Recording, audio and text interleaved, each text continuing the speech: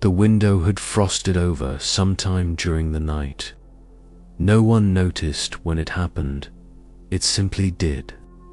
Outside, snow fell quietly, not hurried, not dramatic, just enough to soften the edges of the street and dim the distant lights.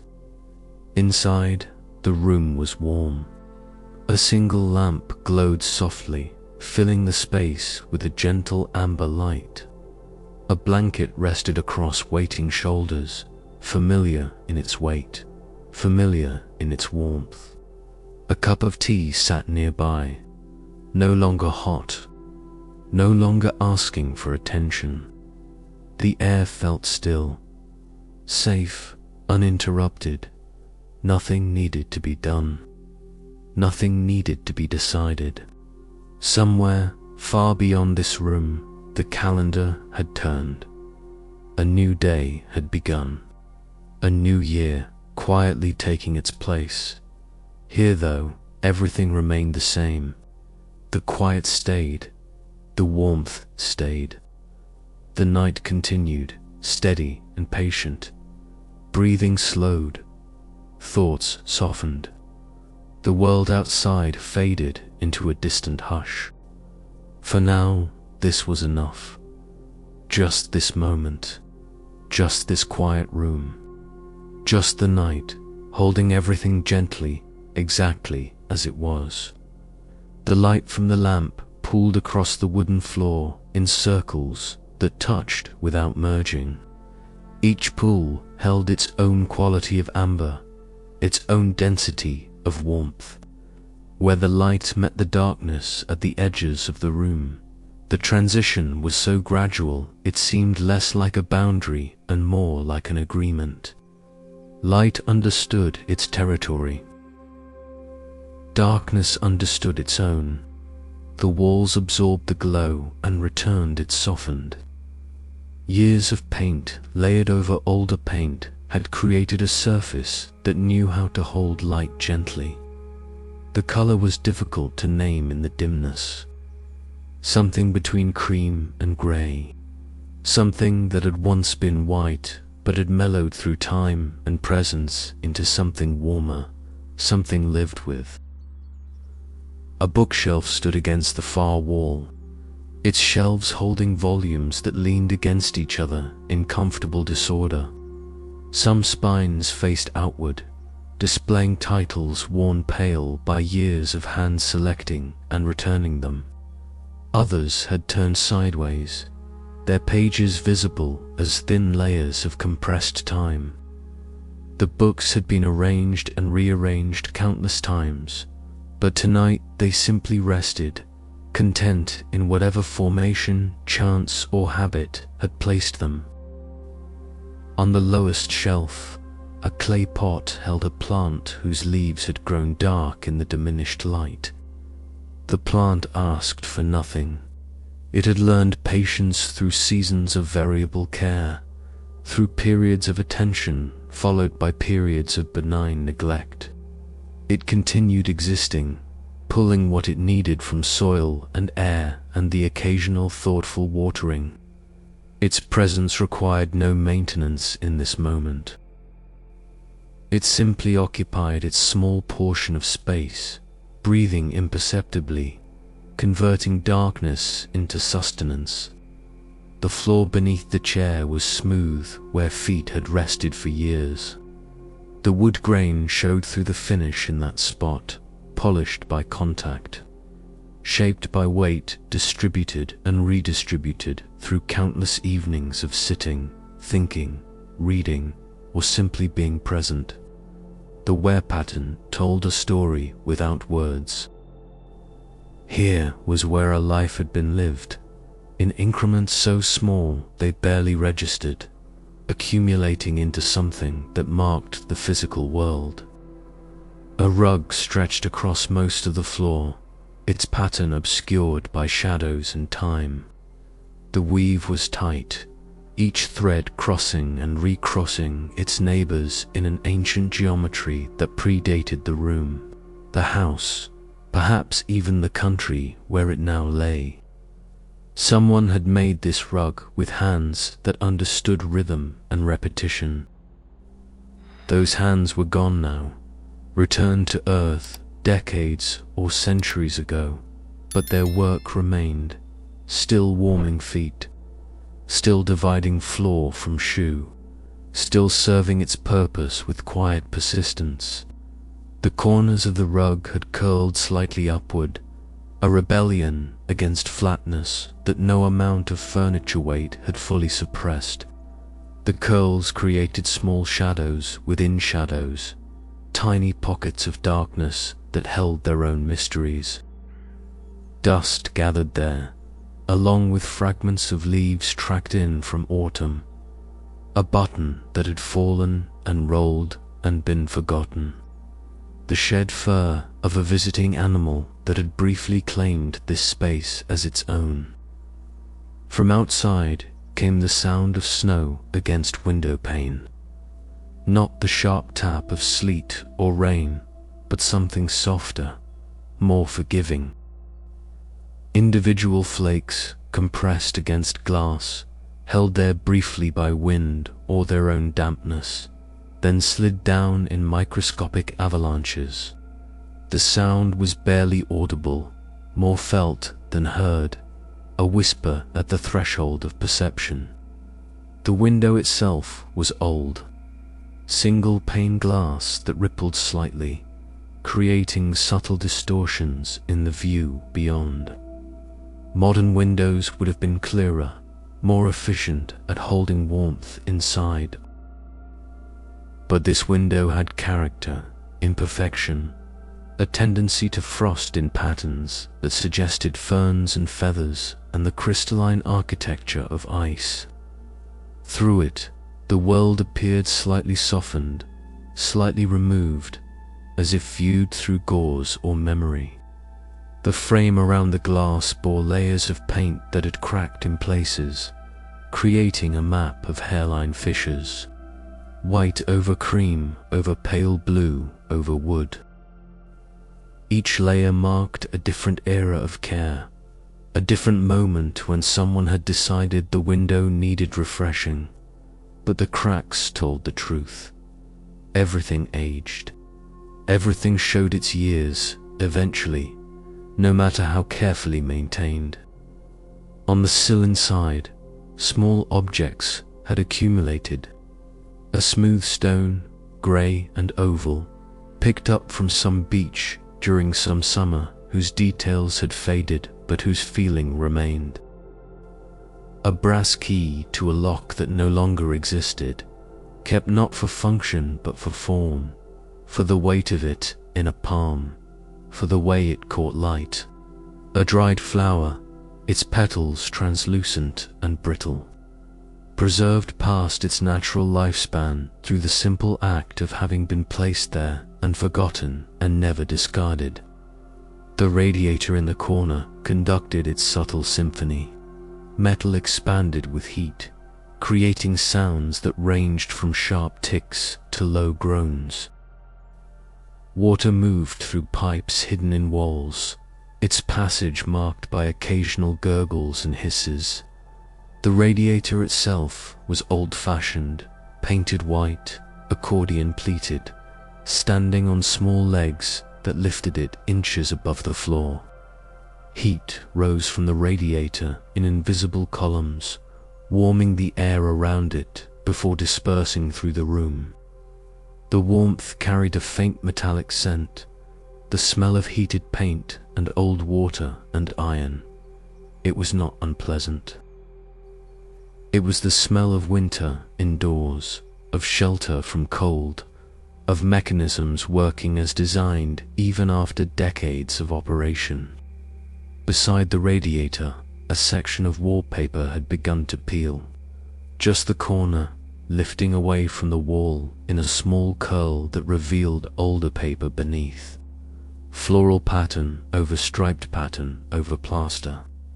The house revealing its history in layers, each one a decision made and implemented and eventually covered over by newer decisions. But nothing was truly hidden. Everything left traces. Everything could be excavated by patient observation or accidental damage. The ceiling above showed water stains from some long ago leak, pale brown rings that overlapped like the ripples from stones dropped in still water. The leak had been repaired years ago, but the stains remained, ghost evidence of water where water should not have been. They formed shapes that resembled continents on old maps, or clouds viewed from below, or the marks left by coffee cups on unprotected surfaces. Seeing them required looking up, and most of the time no one looked up. Most of the time they existed unseen, unnoticed, patiently waiting in case someone should happen to tilt their head back and discover them anew. The silence between sounds had texture. It was not empty, but full, packed with all the tiny noises that usually went unheard beneath the roar of daily life. The house settling on its foundation, wood adjusting to temperature changes, air moving through gaps around doors and windows, the nearly inaudible hum of electricity running through wires.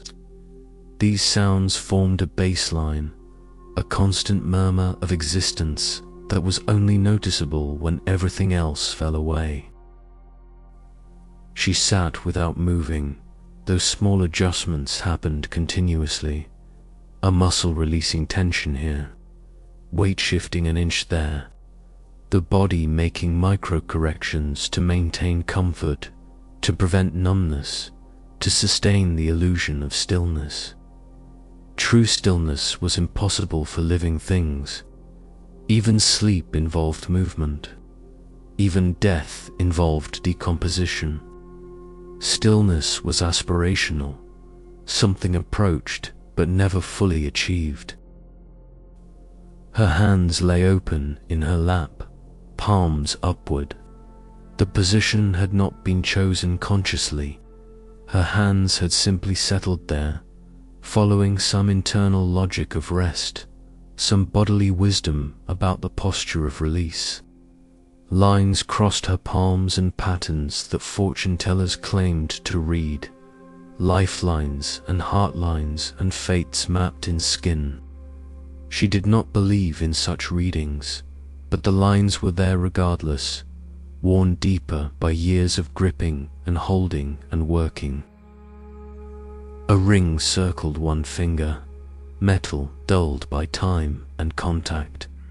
She did not remember putting it on. It had been there so long it felt like part of her hand rather than an addition to it. Sometimes she turned it absently, rotating it around her finger, a habit born from anxiety or boredom or simple fidgeting. But tonight it stayed still. Tonight her hands stayed still. Everything that could rest was resting. Her breathing had found a rhythm that belonged to neither waking nor sleeping but to the territory between. Each breath arrived without summons, departed without effort. Lungs filled and emptied according to ancient programming, following instructions written in DNA and refined through millions of years of organisms learning to process air. She was barely aware of breathing, yet it continued, patient and automatic, sustaining her without requiring her participation. The air she breathed had been warmed by the radiator, humidified slightly by the tea that had cooled in its cup, filtered through the fabric of the room itself. It carried traces of all the space it had occupied. Dust particles too small to see, molecules of wood and paper and wool, the chemical signatures of materials aging slowly, breaking down imperceptibly, returning gradually to simpler forms. She thought about air, how it connected everything. The breath she exhaled would mix with the air in the room. would eventually find its way outside through cracks and vents, would join the larger atmosphere, would circle the globe on weather patterns, would be breathed by strangers in distant places, would be absorbed by plants and converted to oxygen, would return to her lungs years from now, changed and unchanged, familiar and foreign. Nothing was separate. Everything flowed into everything else. This thought would have seemed profound at another time, in another context. Tonight it simply was. A fact observed without need for significance. Air moved and connected and sustained, and she breathed it, and that was sufficient. The lamp's glow had become so familiar she barely registered it as light anymore. It was simply the condition of the room, the way things looked here, the natural state of this space after dark. But looking at it now with attention, she noticed details. The brass base tarnished in spots despite occasional polishing. The fabric shades slightly yellowed by heat and time. The bulb visible through the fabric, a bright point at the center, radiating outward in graduated circles of illumination. The switch on the lamp had been turned on and off so many times its mechanism had worn smooth. It made a soft click when operated, a sound that signified transition, that marked the moment between light and dark. But that transition would not happen tonight. The lamp would burn through the dark hours, would keep watch while she rested, would maintain its post until morning arrived and made it redundant. Around the lamp's base, a thin layer of dust had accumulated. Not thick enough to be called neglect, just the natural deposition that happened in any room where air moved and carried particles with it. The dust caught light and gave the base a matte quality, softening reflections, blurring edges. She made a mental note to wipe it clean, then released the note, allowed it to drift away. It did not matter. Not tonight. Perhaps not ever. Outside, the street remained empty. No cars passed. No footsteps disturbed the accumulated snow. The neighborhood had turned inward, each household a separate world, each window a portal to a life being lived in private. Light glowed in some windows, warm yellow or blue-white depending on the source. Others showed darkness, early sleepers or empty rooms, or simply people who preferred existing without illumination. She wondered about those other lives, those other rooms, those other people navigating the same night from different positions. Were any of them sitting as she sat, watching snow fall, letting the year turn without ceremony? Or were they all engaged in more purposeful activities, marking the transition with intention, with ritual, with meaning assigned and recognized? It did not matter what they were doing. Their choices did not diminish or validate her own. Each person moved through time in their particular way, and all ways were equally valid, equally meaningless, equally part of the vast process of existing. She could sit here quietly, others could celebrate loudly. Both could be true simultaneously without contradiction. The snow continued accumulating on empty sidewalks, on parked cars, on mailboxes and street signs, and all the infrastructure of neighborhood life. It covered everything equally, showing no preference, making no judgments. Snow fell on the houses of people she knew and people she had never met. It fell on places she loved and places she had never noticed. It fell without discretion, without awareness, without caring whether anyone watched or appreciated or even acknowledged its presence. A photograph sat on the mantel across from her chair. In the dim light, its details were obscured, but she knew what it showed. A younger version of herself. A person who was no longer present. A smile captured and frozen, displayed in the present as evidence of a past that grew more distant with each passing day. She had mixed feelings about the photograph. It represented a time when things had felt simpler, or perhaps had actually been simpler, or perhaps had only seemed simpler because memory smoothed rough edges and highlighted moments of joy while letting pain recede into shadow. Memory was unreliable. Memory was selective. Memory served emotion rather than truth. Still, the photograph remained where it had been placed years ago. She had not moved it, had not turned it face down, had not stored it away in a box with other artifacts of previous life chapters. It stayed on the mantel, gathering dust like the lamp base, existing in peripheral vision, occasionally noticed but usually ignored.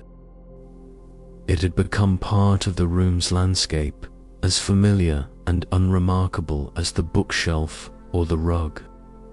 Perhaps she kept it there not because she wanted to remember, but because removing it would require deciding something, would require acknowledging that the person in the photograph was gone, replaced by whoever she had become through the accumulation of days and choices and circumstances.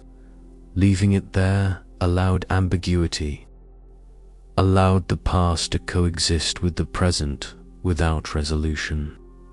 The tea in the cup had gone completely cold, its temperature now matching the room's ambient air.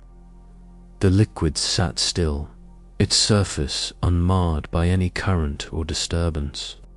A few tea leaves floated near the bottom, expanded from their dried state, their work of steeping complete. They would remain there until someone washed the cup, or would be poured down the sink with the cold tea, returning to water systems and eventually to earth. She had forgotten the tea's flavor. Had it been chamomile, peppermint, some blend claiming to promote calm or sleep or wellness? The specific variety no longer mattered. The tea had served its purpose by giving her something to hold while her mind wandered, by providing a ritual of preparation that marked the transition from day to evening. Now it sat forgotten, completed, released from function. The cup itself was chipped along the rim, a small imperfection that her lip always found when she drank. She had meant to discard the cup many times, had told herself she would replace it with something whole and unmarred, but she never had. The chip was familiar now. It marked this cup as distinct from all others. It gave the cup character, history, a story of having survived a small violence and continued being useful regardless. Her eyes tracked the movement of shadows on the wall. As the lamp's light flickered imperceptibly, as air currents moved through the room, the shadows shifted in response. They were not solid things, but absences of light, yet they seemed more alive than many solid objects. They danced without music. They breathed without lungs. They existed only in relation to light, defined entirely by what they were not. She thought about shadows as metaphor, then dismissed the thought. Not everything needed to mean something beyond itself. A shadow was simply a shadow, interesting to watch, pleasant in its movement, but not requiring interpretation or symbolic weight. She could just observe it, could just appreciate the way it moved across textured plaster, creating depth and dimension, revealing the wall's surface in ways that flat light never could. The shadow of the plant on the bookshelf stretched long across adjacent surfaces, its leaves magnified and distorted. What was small became large in shadow. What was three-dimensional became flat. The transformation was predictable, following laws of light and angle, yet it still held an element of magic. The familiar made strange, the ordinary rendered mysterious through simple physics. She wondered if her own shadow fell anywhere in the room, if any version of her shape was cast onto walls or floor. But from where she sat, she could not see, and she did not have the energy to stand and search. Her shadow existed, or it did not. Either way, she remained here, in this chair, breathing slowly, watching the night through frost-patterned glass. The year that had ended had contained its share of weight, not more than other years, not less, just its particular configuration of difficulty and grace.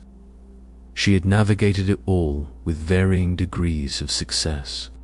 Some days she had moved through with confidence and capability. Other days she had barely managed to move at all. Those harder days had felt impossible while she was inside them. They had stretched time, made hours feel like days, made simple tasks feel like monumental challenges.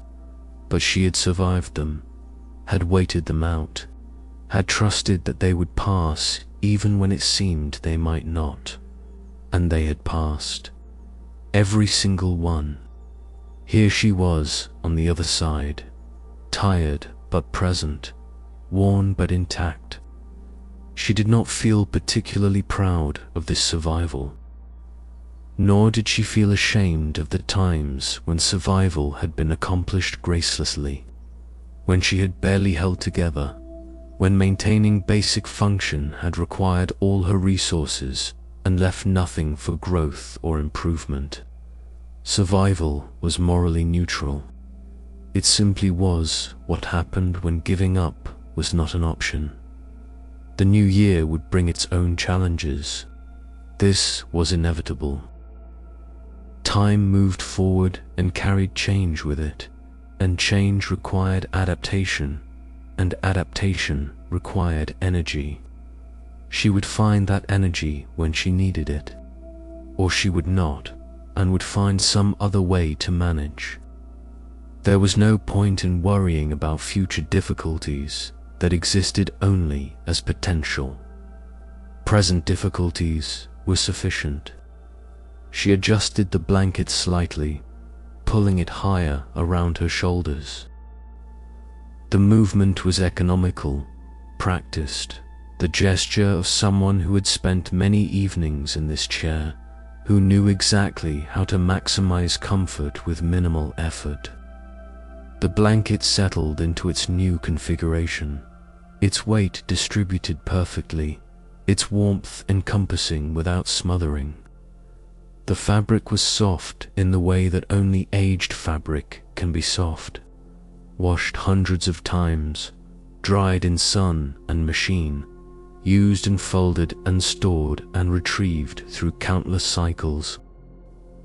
The fibers had relaxed from their original stiffness, had surrendered the crispness of newness, had become something better through use.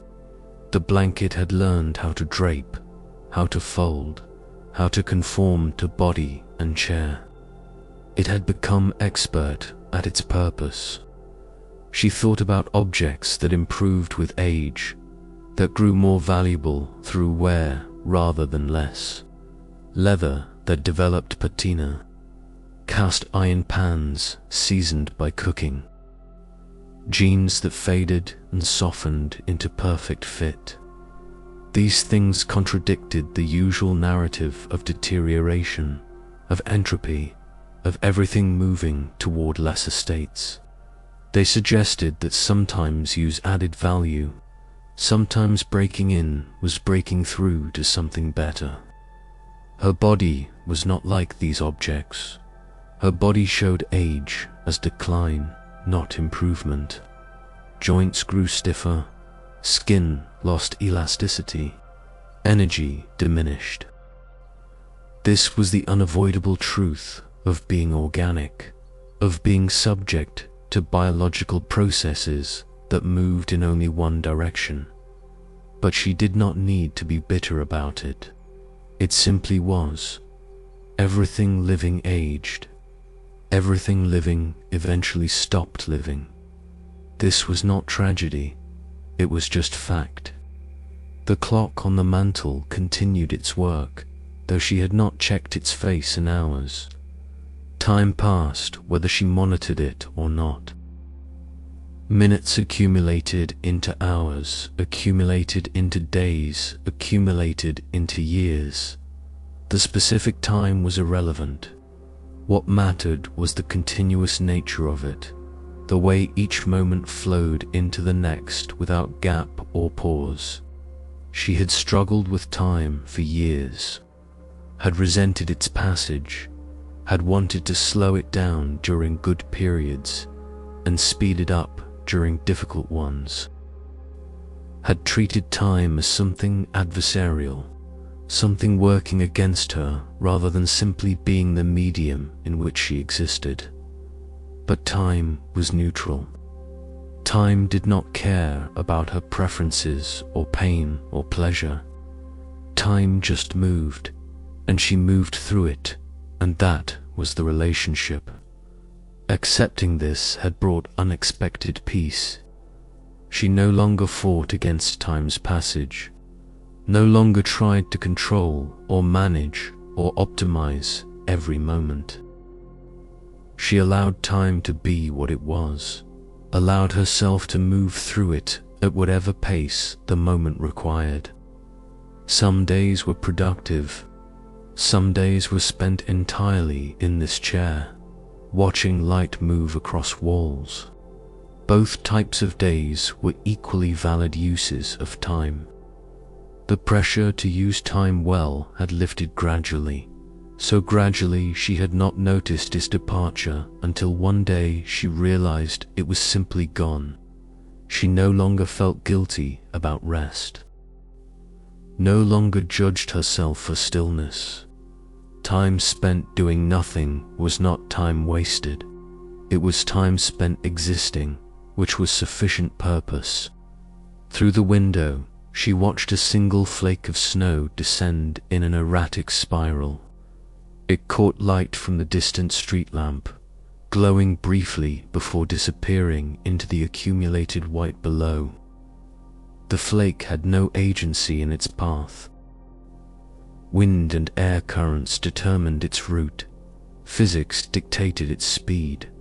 Gravity ensured its eventual landing. Yet watching its descent felt almost like watching choice, like observing a small entity making decisions about where to go. This was anthropomorphism, the human tendency to assign intention to things that had none. The snowflake did not choose. It simply fell according to forces acting upon it. But the illusion of choice was compelling, pleasant even. It made the snowfall feel less mechanical, less predetermined, more alive. She considered her own life, her own choices, her own path through time. How much of what she thought of as choice was actually just responding to forces beyond her control? How much was genuine agency and how much was rationalization of inevitable outcomes? She did not know, could not know. The question was probably unanswerable, like most questions about consciousness and will and the nature of self. But it did not trouble her tonight. She could be like the snowflake, believing in her own trajectory, even if that belief was illusion. She could move through time feeling as though her decisions mattered, even if on some cosmic level they were just results of chemical reactions and neural patterns and circumstances beyond her choosing. The feeling of agency was valuable regardless of its ultimate reality. Her breathing had deepened further, each inhale lasting longer, each exhale releasing more completely. Sleep was approaching, not with urgency but with patience, waiting for the moment when resistance finally dissolved entirely. She was almost there, almost ready to surrender consciousness, to sink into the dark rest that the body required and the mind usually resisted. The room seemed to be breathing with her, expanding and contracting in rhythm with her lungs. This was impossible, of course. Rooms did not breathe, but perception was strange in the space between waking and sleeping. Boundaries became porous. Subject and object merged.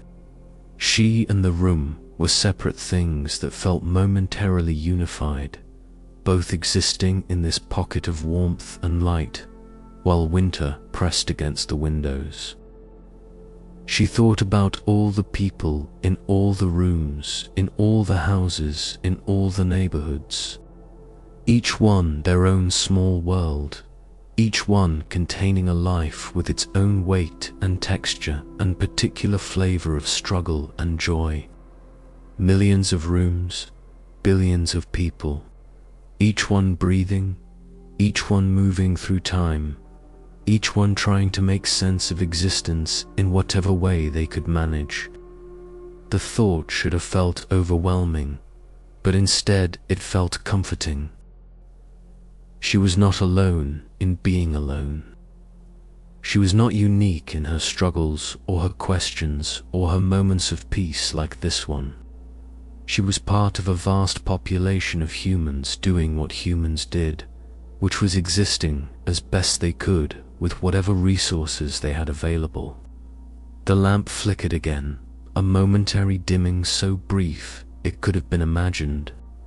The bulb was aging, nearing the end of its usable life.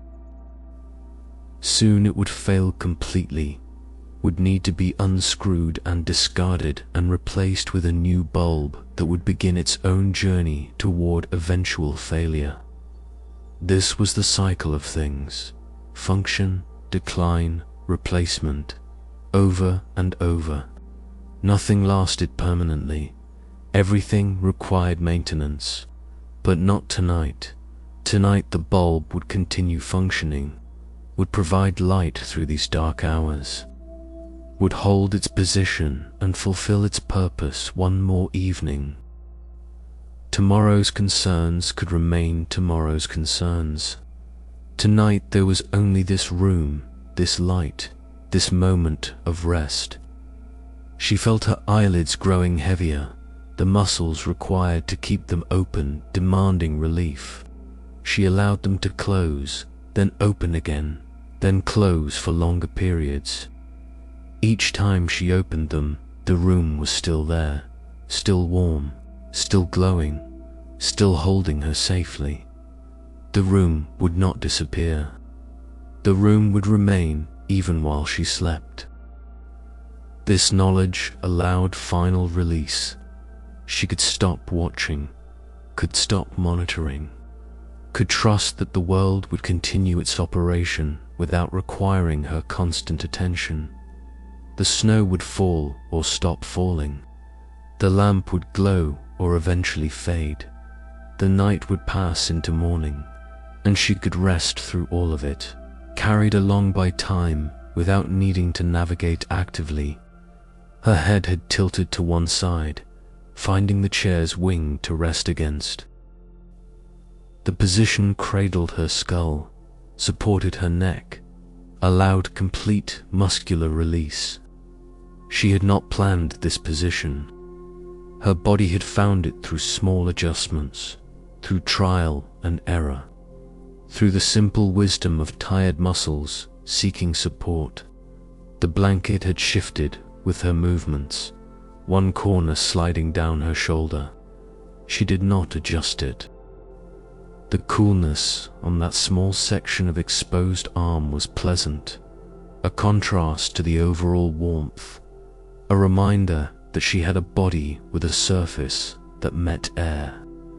She existed at this boundary between inside and outside, between self and room, between consciousness and sleep. Her hands had relaxed completely, fingers curled loosely rather than held straight. They rested on the blanket like small animals that had found safe places to settle. She looked at them through half-closed eyes, seeing them as abstract shapes rather than parts of herself. They seemed separate, independent, their own entities that happened to be attached to her arms. This dissociation was common in the moments before sleep. The unified sense of self began fragmenting, body parts becoming distinct, thoughts losing their linear narrative quality, perception shifting from focused to diffuse. She was coming apart in the way that allowed rest, dissolving from solid individual into something more fluid, more permeable, more able to merge with sleep when it finally arrived completely. The night outside had deepened. The darkness was now complete, no trace of twilight remaining, just the full black of winter midnight. The snow showed white against this darkness, visible only where it caught light from the street lamp or from lit windows. Beyond those small circles of illumination, everything faded into obscurity. She thought about the darkness, how it was not empty but full of air and snow and sleeping birds and dormant plants and all the life that continued even when invisible. Darkness was not absence but a different kind of presence, one that human eyes could not properly perceive. Other creatures navigated it easily, using senses humans lacked, experiencing the night as a rich environment rather than a void. But she was human, limited to human perception, dependent on light to make sense of her surroundings. The darkness beyond her window would remain unknowable until morning brought illumination, and that was acceptable. She did not need to know everything, did not need to perceive everything. She could exist comfortably within her limitations, within her small circle of light and warmth, while vast unknown darkness stretched infinitely beyond. This was true beyond the literal darkness outside. Most of existence remained unknown to her. Most of history, most of the world, most of other people's interior lives, most of how things actually worked beneath surface appearances. She moved through life with partial information, making decisions based on incomplete understanding, trusting that it would be sufficient because it had to be sufficient. And somehow it was. She had made it this far, had navigated years of partial knowledge, of best guesses, of acting without certainty. Tomorrow she would do it again, would move through another day of imperfect understanding, would make choices without knowing their eventual outcomes. This was simply what being human required. The teacup on the table had grown a faint ring of condensation around its base. The cold ceramic had cooled the wood beneath it, creating conditions for moisture to form. By morning, the ring would either evaporate or leave a pale mark, another small imperfection added to the table's collection of scars and stains. The table had been useful for years, had supported countless cups and books and elbows. It did not need to remain pristine to remain valuable. She thought about perfection, how it was not only impossible but undesirable. Perfect things were sterile, unused, untested. They existed in showrooms and advertisements, not in actual lives. Real life was messy and marked and imperfect, and that was what made it real. The chip in the cup, the crack in the window frame, the water stains on the ceiling. These imperfections told stories, provided evidence of time passing, of things being used and valued and kept despite damage. Her own life was full of such imperfections. Mistakes made, relationships damaged, opportunities missed, words said or unsaid, actions taken or avoided, the full catalogue of human error and limitation. But these imperfections did not negate the value of her life. They simply made it hers, made it specific, made it different from every other life being lived. She had spent years trying to correct her imperfections, trying to become a better version of herself, trying to eliminate flaws and optimize outcomes. The effort had been exhausting and ultimately futile. She remained flawed. Everyone remained flawed. Flaw was not aberration, but definition. To be human was to be imperfect. Accepting this was not giving up, but growing up.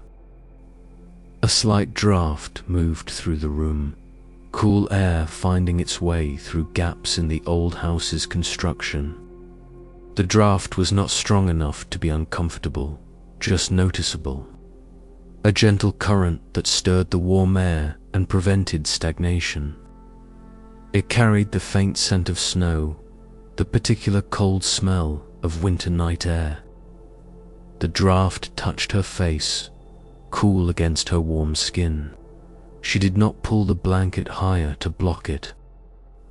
She allowed the coolness, welcomed the contrast, appreciated the reminder that outside and inside were separated by only walls and windows, by structures humans built to create shelter but could never make completely impermeable.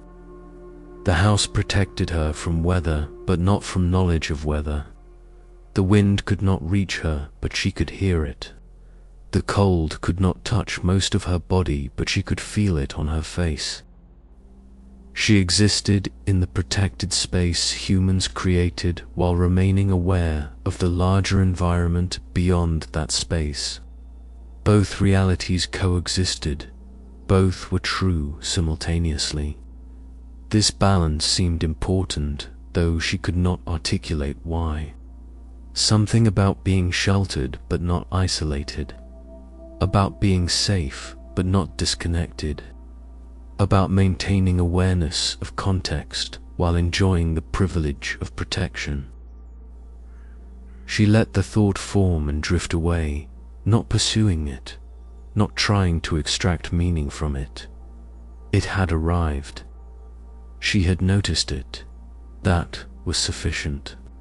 Her eyes were closed now more than open, the intervals between opening growing longer. When she did open them, the room appeared unchanged. The lamp still glowed. The snow still fell. The night still held its position around her. Constancy was its own comfort. The world did not require constant monitoring. It would persist without her attention. Sleep was very close now, just on the other side of a threshold she could feel but not see. She was approaching it gradually, not fighting, not rushing, just allowing the approach to happen at its own pace. Her body knew how to do this, had done it thousands of times, would do it thousands more times, until eventually it did not, until eventually she would fall asleep and not wake. But that was not tonight. Tonight she would sleep and wake. Tonight was just another night in a long series of nights. The thought of her eventual final sleep did not frighten her. Death was inevitable for everything living. Trees died, animals died, people died. It was simply what happened at the end of the process of being alive. She would prefer it to be far in the future, and she would work to extend her life reasonably, but she did not fear the eventual end. It would come when it came. Until then, she would continue breathing, continue existing, continue moving through days and nights like this one. The room had grown quieter, though she could not identify what sounds had ceased. Perhaps the radiator had completed its heating cycle. Perhaps the wind outside had calmed. Perhaps her hearing had simply become less acute as sleep approached. Whatever the reason, the silence felt deeper, more complete, more enveloping. In this deeper silence, she noticed sounds she had not heard before: the slight whistle of her breath through her nose, the faint rustle of fabric as her chest expanded and contracted, the tiny sounds her body made just existing, the soft symphony of biological processes working without conscious direction. These sounds were intimate, private, normally masked by environmental noise.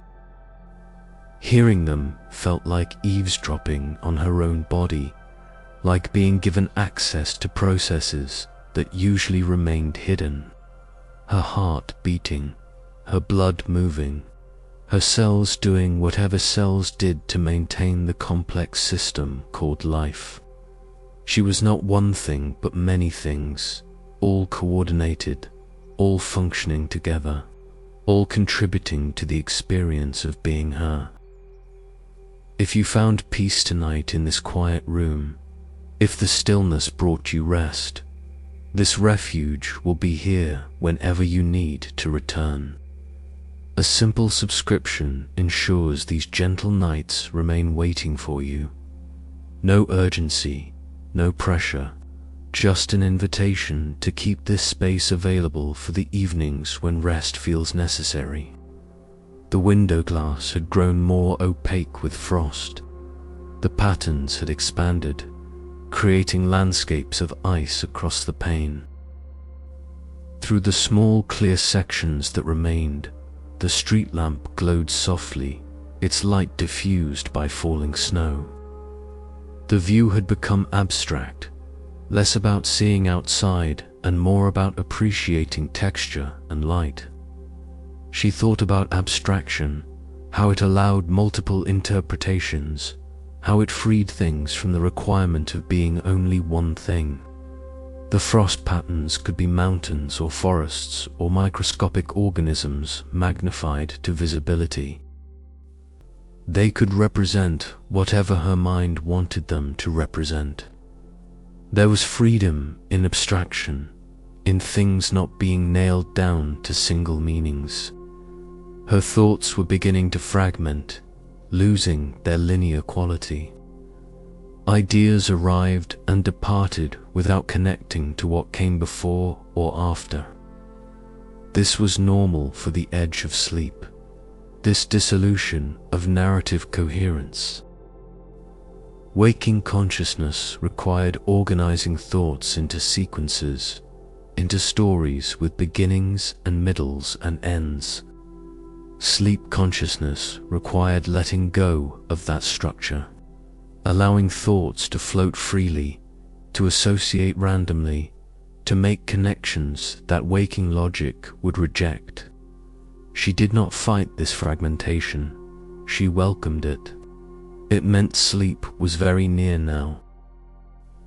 Just a few more moments of partial awareness, and then she would cross fully into unconsciousness, into the rest her body needed, into the dreams or dreamlessness that waited on the other side.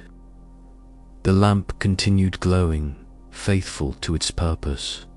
The snow continued falling, patient in its accumulation. The night continued holding, gentle in its constancy. She had stopped checking if her eyes were open or closed. It no longer seemed to matter. The room existed whether she saw it or not. The night progressed whether she witnessed it or not. She could release her grip on awareness, could stop trying to remain present, could allow sleep to take her completely. Her last clear thought was about the new year, how it had begun without fanfare, without her attention, without requiring anything from her. Tomorrow it would continue. Tomorrow she would wake and move into January properly, would face whatever the day brought, would do what needed doing. But tomorrow existed only as potential. Tonight was still tonight, and tonight asked only that she rest. The blanket held its warmth around her, the chair held its support beneath her, the room held its shelter around her. The night held its time for her. She slept. The lamp glowed on into the darkness. The snow fell on through the hours. The house stood solid around her sleeping form. The year turned quietly forward, carrying her with it, asking nothing, offering another day when she woke. For now, there was only rest, only the deep peace of surrendered consciousness, only the gentle continuation of life processes maintaining themselves, while the mind released its hold on awareness. The window showed its frost patterns to no one. The shadows moved imperceptibly across walls. The clock marked time that no longer registered. Everything continued in the absence of observation, proving that the world did not need witnesses to persist. Outside, the neighborhood slept. Other rooms held other sleeping people. The collective unconsciousness of 1,000 resting minds, each one separate, each one essential to the organism it sustained, each one dreaming or not dreaming through the dark hours. The snow covered roofs and roads, covered yards and sidewalks, covered everything equally. It would continue until it stopped. Then sun would rise and melt would begin, and the snow's work would be undone gradually, returned to water, absorbed into earth or evaporated into air. But that was future concern. For now, the snow fell. For now, she slept. For now, the night held everything in its dark embrace, patient and gentle, exactly as nights had done since long before houses or lamps or people existed to notice them. The room breathed quietly around her. The lamp glowed softly above her. The blanket lay warm across her. Sleep took her deeper. And the year, newly begun, continued its first day without ceremony, without celebration, without anyone needing to acknowledge its passage from one number to the next. Everything was exactly as it needed to be. Everything was exactly as it was.